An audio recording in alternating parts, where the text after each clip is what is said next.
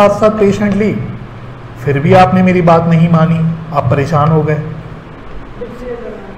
नहीं बड़ा परेशान होके लिखा ना आपने, तो फिर अब आपकी परेशानी मुझे दूर करनी पड़ेगी, तो एक एग्जाम्पल से दूर करूंगा। तो ट्रायल बैलेंस का एक एक्सट्रैक्ट बनाओ। तो भाई ट्रायल बैलेंस का मतलब पता है भाई, अगर ये बेसिक चीजें नहीं पता होगी तो अगर दिक्कत होगी तो उसमें मैं कुछ नहीं कर सकता। तो ट्रायल बैलेंस का तो हम अलग से चैप्टर इसलिए कर चुके हैं बिल्कुल स्टार्टिंग में, ताकि ये सब चीजें अब आपको दिक्कत ना हो।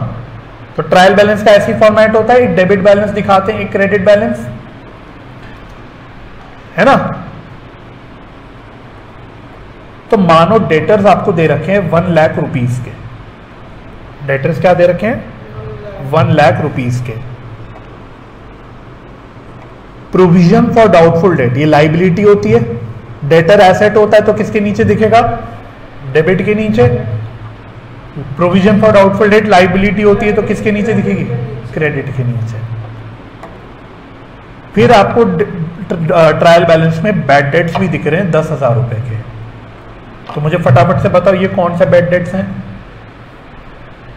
ऊपर क्या बोला था, ट्रायल बैलेंस में अगर बैड डेट्स दिखता है तो क्या बोलते हैं उसको, एग्जिस्टिंग। तो ये कौन सा है, एग्जिस्टिंग। तो मैं आपकी सहूलियत के लिए लिख लेता हूं कि ये एग्जिस्टिंग बैड डेट्स है, ठीक है। तो लिख रहे हो ना साथ साथ। फिर नीचे आपने झांक के देखा तो आपको कुछ एडिशनल इंफॉर्मेशन दे रखी थी। क्या एडिशनल इंफॉर्मेशन दे रखी थी सर, एक तो उसने बोला एडिशनल इंफॉर्मेशन में बैड डेट्स हैं 8,000 के। दूसरी एडिशनल इंफॉर्मेशन उसने बोली provision is to be created at 7%। कितना परसेंट, 7%। शो अकाउंटिंग ट्रीटमेंट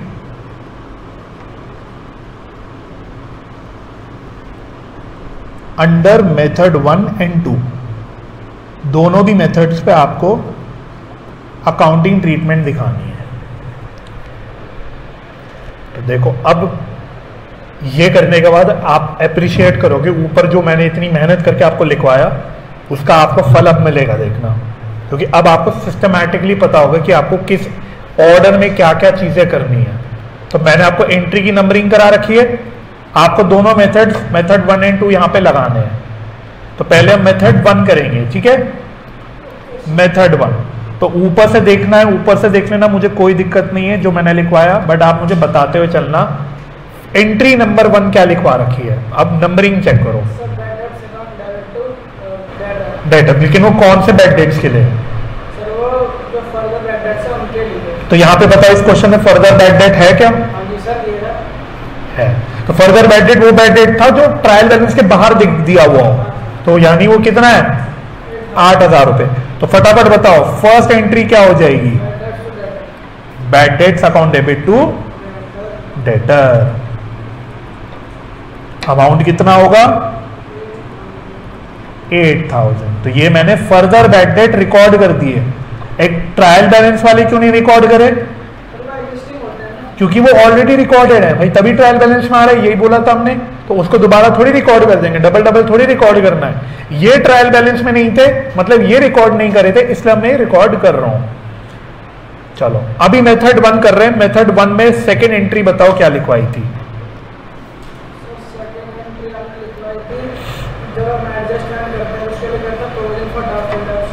यानी मैंने बोला था बैड डेट्स को एडजस्ट करो किससे, प्रोविजन फॉर डाउटफुल डेट से। तो इसकी क्या एंट्री लिखवाई थी, provision for doubtful debt account debit to bad debts. Amount बताओ कितना आएगा,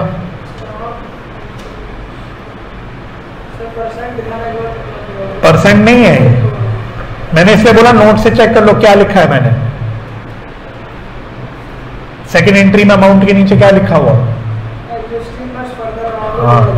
हाँ तो एग्जिस्टिंग कितना है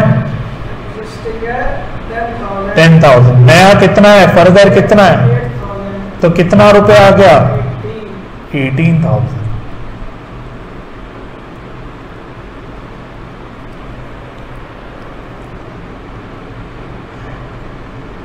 ठीक है, तो entry number 1 and 2 clear.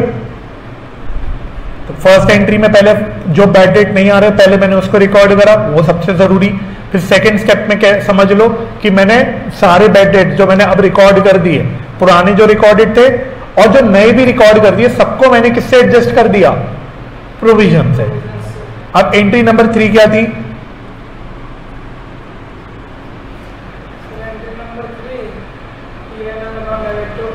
Provision. और अगर उल्टा हुआ, अगर मुझे उल्टा करना है, रिवर्स करना है, ज्यादा प्रोविजन है, तो उसकी उल्टी एंट्री। तो अभी मेरे को फिलहाल नहीं पता कि मेरे को उल्टा करना है या सीधा करना है। सीधा मतलब नया प्रोविजन बनाना है, उल्टा मतलब प्रोविजन रिवर्स करना है। तो थर्ड एंट्री के लिए मैं जगह छोड़ देता हूं 3 लाइन की। तो आप भी 3 लाइन की जगह छोड़ दो और वर्किंग में आ जाओ। तो पहले निकालो तो भाई आपको कितना प्रोविजन बनाना है, क्या करना है। तो मैंने आपको प्रेफर करने क्या बोला था, कैलकुलेशन करने के लिए क्या बनाओ, हमेशा बनाओ एक प्रोविजन फॉर डाउटफुल डेट का अकाउंट।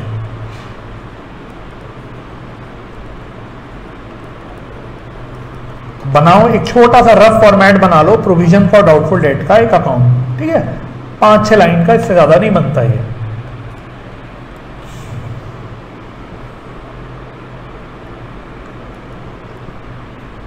चलो ठीक है, तो यहां पे सबसे पहले ओपनिंग बैलेंस डाल देते हैं, by balance BD, opening balance. तो ओपनिंग बैलेंस कहां से मिलेगा आपको, ट्रायल बैलेंस से। ये कितना दे रखा है, 5,000। क्लोजिंग बैलेंस निकालना है, तो अभी मैं बस लिख के छोड़ दूं, फिलहाल निकाल लेंगे इसको अभी थोड़ी देर में। अभी इसको निकाल लेंगे, अभी मुझे नहीं पता क्लोजिंग कितना है, इसके लिए मुझे फिर अलग मेहनत करनी है। बाकी अकाउंट बना लो। और क्या आता है, एंट्री नंबर 2 क्या करी थी आपने, पीएफडी टू बैड डेट्स। तो इसकी पोस्टिंग क्या कर दें, 2 बैड डेट्स, 18,000। Clear clear. तो अब सिर्फ एक पॉइंट बच गया, क्या कि क्लोजिंग बैलेंस कितना। ये क्लोजिंग बैलेंस निकालने के लिए मैंने आपको एक छोटा सा फॉर्मूला लिखवाया था। क्या लिखवाया था, सर जो भी बैड डेट्स होते हैं टोटल एडिशन प्लस फर्दर उसमें से नहीं, मैं बताता हूं। देखो प्रोविजन आपको कितना बनाना है, क्वेश्चन ने बताया 7%। देखो सेकंड पॉइंट में कि 7% प्रोविजन आपको बनाना है, तो आपका प्रोविजन 7% होना चाहिए। कितना होना चाहिए, 7%। तो 7% लेकिन किसका, किस अमाउंट का, डेटर का। बिल्कुल सही बोला भाई, प्रोविजन किसका बना रहे हैं हम, डेटर के ऊपर बना रहे हैं, तो डेटर के ऊपर होना चाहिए। तो डेटर है कितने का, 1 लाख। लेकिन मुझे सोच के बताओ, क्या ये 1 लाख की डेटर की वैल्यू सही वैल्यू है डेटर की, या हमने बाद में डेटर और भी कम किए हुए हैं। तो आपने और डेटर कम करे एंट्री नंबर 1 में, कितने रुपए से कम करे, 8,000। यानी जो नए बैड डेट हुए, फर्दर बैड डेट हुए, उससे डेटर और कम हो गए। तो क्या ये 1 लाख की डेटर की वैल्यू सही वैल्यू होगी, नहीं, क्योंकि इसमें से हमने फर्दर बैड डेट्स और माइनस करे हैं। तो पहले भाई सही डेटर तो बताओ मेरे कितने हैं, मैं परसेंटेज तो सही डेटर पे निकालूंगा ना, या गलत डेटर पे निकाल दूं उठा के, नहीं, मुझे तो सही वैल्यू पे निकालना है। तो मैंने बोला भाई पहले ये माइनस करो 8,000 और मुझे सही वैल्यू बताओ डेटर की, 92,000 है ना। अब हाँ, अब आपने निकाल दिया कि देयरफॉर क्लोजिंग प्रोविजन कितना होगा। सही डेटर की वैल्यू 92,000 है, इसका 7% निकालो।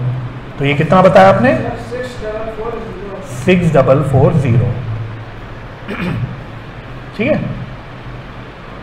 अच्छा, अगर ये समझ आ गया तो अब यहां पे मैं डाल दूं 6440। ठीक है, अब ये डेटर अकाउंट को क्लोज करो। तो डेबिट साइड का टोटल, सॉरी प्रोविजन के अकाउंट को क्लोज करो। तो टोटल आ रहा है 24,440। और बैलेंस किधर बच रहा है?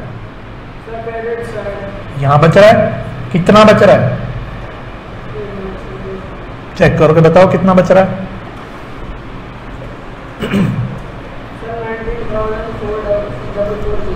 Very good, 19,440। इसको आप क्या बोल दोगे? बाय पीएनएल अकाउंट, यानी मेरी एंट्री नंबर 3। तो अब थोड़ा सिंपल लगा, अब थोड़ा रिलेटिवली सिंपल लगा। अब इसी बात को मैंने आपको ऊपर कॉन्सेप्ट में लिखवा गया तो आपको हिल गए। तो फटाफट एंट्री बनाओ। इसका मतलब एंट्री क्या होगी? PNL account debit to provision for doubtful debt account. कितना अमाउंट आया था? 19,440। अच्छा, यहां तक ओके, लिख ली एंट्री आपने वाली, एंट्री नंबर 3। अब इसी बात को किताब वालों ने इसी अकाउंट को पता क्या किया? इस अकाउंट को देख रहे हो, ये अकाउंट है। उन्होंने बोला देखो, उनको ये वैल्यू उन्होंने भी निकालनी है, ये वैल्यू उनको भी निकालनी है। अब इसी अकाउंट को, मतलब इसी वैल्यू को निकालने के लिए उन्होंने अकाउंट बनाने की जगह क्या करा? उसको फॉर्मूला फॉर्म में लिख दिया। तो अगर मैं आपसे पूछूं ये वाला अमाउंट आपको निकालना है, प्लस माइनस करके मुझे निकाल के बताओ, मुझे अकाउंट से मत बताओ, मुझे this plus this minus this करके बताओ, तो आप क्या बोलोगे?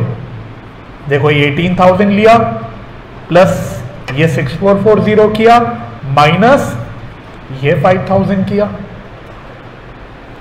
तो देखो मैं ऐसी बात को देखो कैसे लिख के दिखाता हूं। नहीं आएगा तो है ही, वो तो किया ही आपने, बट मैं आपको फॉर्मूले में कन्वर्ट करके दिखा रहा हूं इसी बात को। तो मैंने सबसे पहले क्या लिया? Closing provision. कितना है क्लोजिंग प्रोविजन? 6440, प्लस मैंने इसमें ऐड क्या किया? Total bad debts. तो टोटल बैड डेट्स कितने हैं? 18,000, माइनस क्या किया? Opening provision 5,000। तो ये आंसर कितना आएगा? ठीक है। अब यही फॉर्मूला देखो मैंने आपको यहां लिखवाया था, ये देखो क्लोजिंग प्रोविजन, इसमें ऐड कर दो टोटल बैड डेट्स, लेस कर दो ओपनिंग प्रोविजन, ये आपका amount to be charge to PNL. तो ये किताब वालों ने कर रखा है, किताब वालों ने प्रोविजन अकाउंट नहीं बनाया, बट मैं क्या बोलूंगा कि अकाउंट बना लो, इससे इजी हो जाएगा आपको, इसलिए मैंने आपको वो करके दिखा दिया। अब सिंपल है, और आज अगर ईमानदारी से प्रॉपरली रिवाइज कर लोगे तो और इजी लगेगा। ठीक है। अच्छा, इसी बात को अगर मैं बोलूं कि बताओ बैलेंस शीट में डेटर्स कैसे दिखेंगे, हालांकि ये मैंने आपको बताया, लिखवाया नहीं ऊपर, बट मैं अब आपसे लास्ट पूछ रहा हूं। मेथड नंबर 2 अभी नहीं करा रहा, आप मेथड नंबर 1 पहले अच्छे से करके आना आज, फिर अगली क्लास में मेथड नंबर 2 भी करेंगे इसी एग्जाम्पल में। ठीक है। तो बट मैं आपसे बस एक छोटा सा पॉइंट और पूछ रहा हूं, लास्ट पॉइंट, बैलेंस शीट में डेटर्स कैसे दिखेंगे? बैलेंस शीट पता है ना क्या होती है? हाँ, तो देखो लाइबिलिटीज ये हो गई, ये एसेट साइड हो गया। ठीक है। तो डेटर्स कौन से साइड पे आएंगे? एसेट साइड में। तो देखो ये कैसे आएगा? डेटर्स गिवन कितने हैं क्वेश्चन में? 1 लाख। लेकिन क्या ये सही डेटर्स थे? नहीं। इसमें से आपने क्या माइनस कर दिया? फर्दर बैड डेट्स 8,000 के। और अब प्रोविजन जो आपने बनाया, प्रोविजन भी हम डेटर में से ही माइनस करके देते हैं, लेकिन कौन सा प्रोविजन? क्लोजिंग प्रोविजन, जो आपने कितना निकाला था? 6,440। बस अब जो बैलेंस फिगर बच गई, कितनी बच गई? 1 लाख माइनस 14,440, ये बच गई 85,560। ऐसे आपका डेटर बैलेंस शीट में जाएगा। तो ये भी आप बना लो कि बैलेंस शीट में हम डेटर्स कैसे दिखाएंगे, अब ऐसे दिखाएंगे। तो बना लिया आपने? बना लो इसको। मेथड नंबर 2 करते हैं। और वैसे मेरे हिसाब से मेथड नंबर 2 तो और भी इजी लगना चाहिए आपको, इसमें ज्यादा मत्था पच्ची नहीं है। तो मेथड नंबर 2 में भी बताओ फर्स्ट एंट्री क्या पास होगी? जो पहली एंट्री कॉमन एंट्री थी, फर्दर बैड डेट की एंट्री। तो क्या होती है एंट्री भाई, मैं भूल गया, bad debts account debit to debtor account. तो पहली एंट्री तो सेम ही रहेगी दोनों मेथड में, उसमें कोई चेंज नहीं। तो कितना था? 8,000 रुपीज, यही थी ना। सेकेंड एंट्री मैंने क्या बताई थी, चाहे तो आप अपने नोट से चेक कर लेना। सेकेंड एंट्री, हाँ, तो मैंने बोला था भाई अब हम सारा का सारा बैड डेट सीधा सीधा पीएनएल में डाल देते हैं, लाइक एनी अदर एक्सपेंस। जैसे हम ईयर एंड पे सारे एक्सपेंसेस पीएनएल में डालते हैं, सैलरी, रेंट वगैरह, यहां पे भी हम लोग पूरा का पूरा बैड डेट सीधा कहां डाल देंगे? पीएनएल अकाउंट में, ठीक है। और यहां पे कौन सा बैड डेट डालेंगे? पुराना भी नया भी। तो पुराना कितना था? 10,000 शायद, और नया था 8,000। तो टोटल प्रोविजन हम पूरा का पूरा 18,000 का बैड डेट का उठा के पीएनएल में डाल देंगे, यही है। फिर थर्ड एंट्री में क्या बोला था मैंने? थर्ड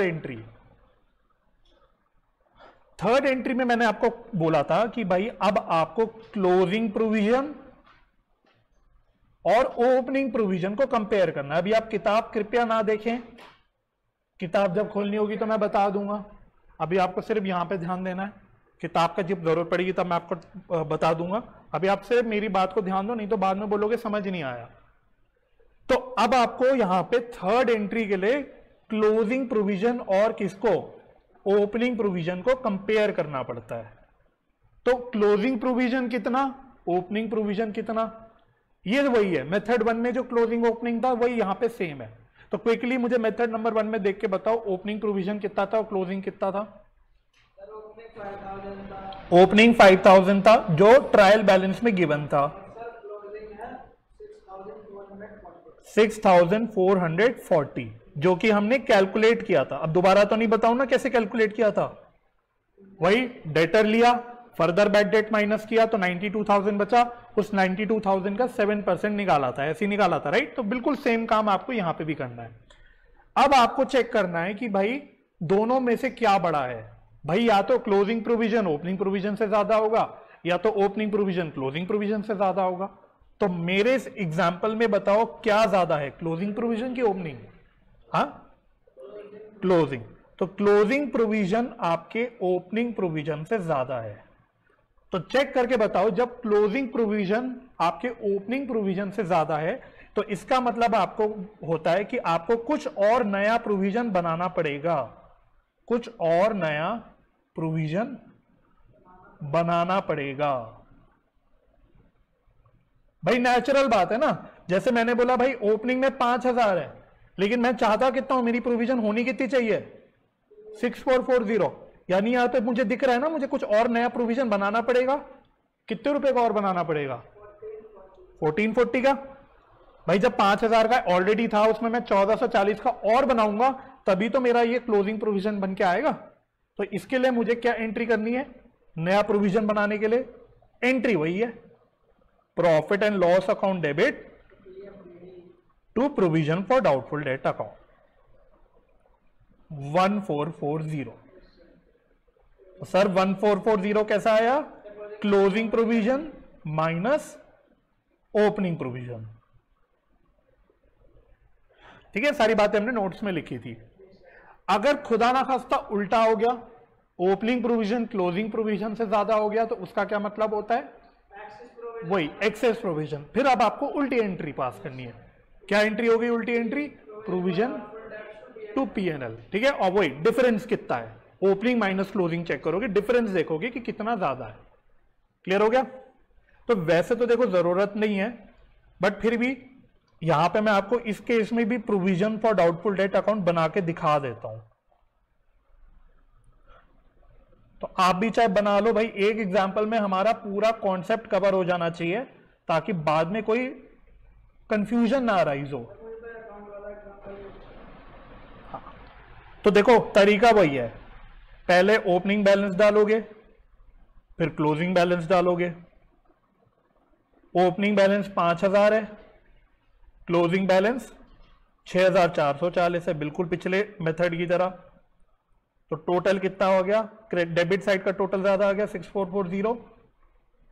तो बैलेंसिंग फिगर कहां बच गई, यहां बच गई 1440 की बाय पीएनएल। तो अगर आपको वैसे ना समझ आए तो आप प्रोविजन का अकाउंट यहां भी बना सकते हो। तो देखो आपकी वही एंट्री बन के आ गई, PNL account debit to provision for doubtful debt account, खत्म, एंड ऑफ स्टोरी, मेथड 2 खत्म। ठीक है, तो दोनों मेथड्स क्लियर हो गए। अच्छा, और भी आगे चल के हाँ बना लो, ये साथ साथ एंट्री लिख ली थी ऊपर की तीनों, ये एंट्री नंबर 3 हो गई ना, तो तीनों एंट्री लिख ली थी आपने। चलो साथ साथ क्या करो, अब आप नोट कर लो, जल्दी से प्रोविजन अकाउंट बना लो, फिर मैं आगे चर्चा करूंगा आपको। फिर मैं लास्ट में एक बड़ी मजेदार चीज दिखाऊंगा, बट पहले बना लो इसको। तो लिख देता हूं भाई, ये क्या हो गई, ये आपकी एंट्री नंबर 3 हो गई, जो हमने ऊपर वाली पास कर रखी है।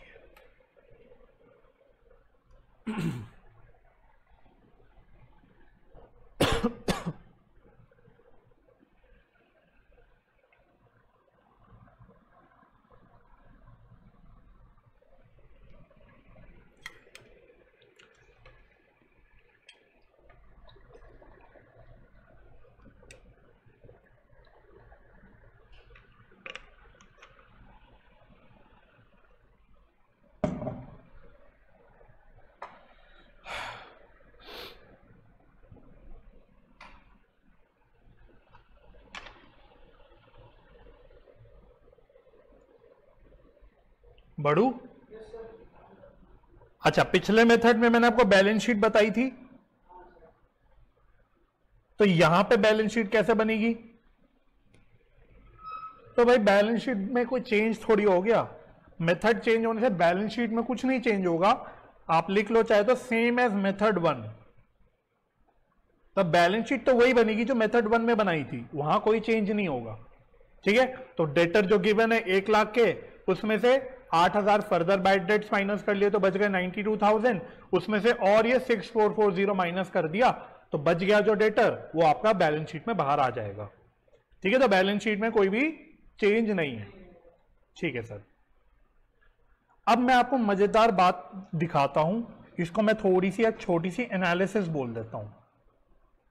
एनालिसिस, क्या एनालिसिस कर रहा हूं, नेट अमाउंट, अभी पहले लिखता हूं फिर बताता हूं। Net amount debited to PNL, net amount debited to PNL, method 1 और मेथड 2। तो पहले मुझे फटाफट से बताओ कि मेथड 1 में मैंने पीएनएल में कितना डेबिट कर रखा है अमाउंट। चलो दिखाता हूं। मेथड 1, पुराने मेथड में सारी एंट्रीज देखो और झांक के देखो कि पीएनएल आपको कहां दिख रहा है। पहली एंट्री में पीएनएल नहीं है, दूसरी एंट्री में पीएनएल नहीं है, तीसरी एंट्री में पीएनएल है। कितना अमाउंट है, तो पीएनएल में मैंने कितना अमाउंट डेबिट कर रखा है, 19,440। तो चलो यहां नीचे एक बार लिख लेता हूं, 19,440। और जरा चेक करो अब मेथड 2 में इसी तरह से पीएनएल मैंने कितना डेबिट कर रखा है। एंट्री नंबर 1 में कोई पीएनएल नहीं है, एंट्री नंबर 2 में पीएनएल है, कितना अमाउंट 18,000। तो पीएनएल यहां पे हमने कितना डेबिट कर रखा है 18,000। और सेकेंड एंट्री में भी पीएनएल है, मतलब थर्ड एंट्री में भी पीएनएल है, कितना 1440। तो यहां पे भी मैंने पीएनएल डेबिट कर रखा है 1440 से। तो सेकेंड एंट्री में 18,000 से डेबिट कर रखा है, थर्ड एंट्री में 1440 से कर रखा है। तो टोटल कितना डेबिट कर रखा है मैंने, तो सेकेंड एंट्री में 18,000 डेबिट कर रखा है, थर्ड एंट्री में 1,440 डेबिट कर रखा है। तो टोटल कितना डेबिट कर रखा है। तो भाई चाहे आप जो भी मेथड फॉलो करो, अल्टीमेटली पीएनएल में जो इफेक्ट जाएगा वो सेम ही अमाउंट का जाएगा। चाहे आप दोनों में से कोई भी मेथड फॉलो कर लो। तो देख सकते हो आप मेथड 1 में भी कितना इफेक्ट गया पीएनएल में 19,440, और सेकेंड मेथड में भी कितना गया 19,440। तो दोनों मेथड कोई ऐसा नहीं कि बहुत अलग है, थोड़ा अप्रोच अलग हो गया बस, कि एक मेथड में हम पहले प्रोविजन से बैड डेट्स को एडजस्ट कर रहे हैं, जबकि दूसरे मेथड में हम सीधा बैड डेट्स को पीएनएल में चार्ज कर रहे हैं। पॉइंट क्लियर हो गया? ठीक है, तो ये भी लिख लो चाहे आप एनालिसिस, ताकि जब आप रिवाइज करो तो आपको ये बात क्लियर रहेगी।